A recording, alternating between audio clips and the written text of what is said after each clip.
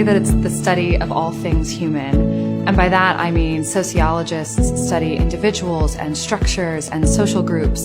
So anywhere there are people interacting with other people or people who are affected by other people, even when they're sitting at home alone, sociology is doing something in there. For me, sociology is about understanding why people do what they do. We're not the only discipline that does that, but I think we have a unique perspective on trying to answer that question of why people choose the lines of actions that they do. It's the study of how in people's contexts, their neighborhoods, their schools, their families, the subculture they belong to affect their behavior. It's about the power of context. It provides a lens for seeing the world, a lens that maybe we don't naturally have, and that's a lens for trying to understand how people's behaviors are impacted and shaped by forces outside of them. It gives you a way to analyze society in a systematic way based on empirical evidence, so it's not just opinion, what you think about something. You know, it's a way to bring a little light into a situation in which there often is a lot of heat.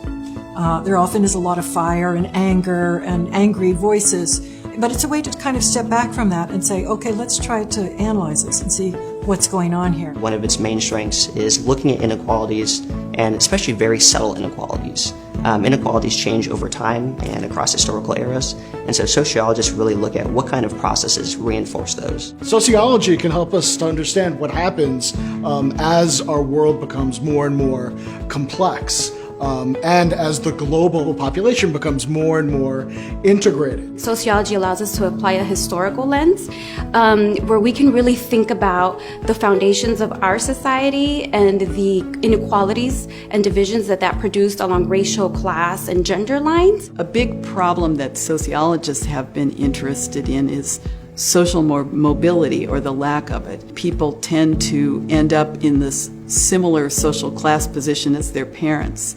You know, some of it's about how much money parents have, some of it's about how much knowledge parents have to help their kids get ahead, some of it's about social networks. All of those things, I think, are best dealt with by sociologists. Sociology holds society accountable for a lot of social ills by making them visible.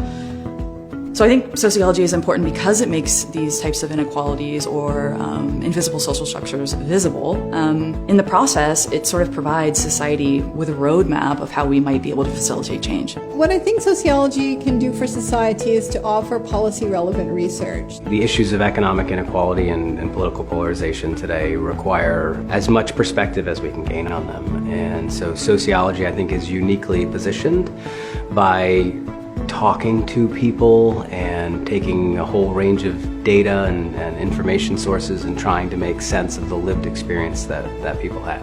Racial segregation and poverty and inequality are certainly not going away on their own. It's important that sociology and other fields continue to pursue research on the causes and consequences of these incredibly important problems. It's important for sociology and sociologists to serve as a magnifying glass and really highlight the issues that are relevant in our society and make society as a whole understand how these issues are impacting larger populations than we realize. So much of what's going on with our political climate and the rhetoric right now is all about talking about individual people or individual communities as the source of issues.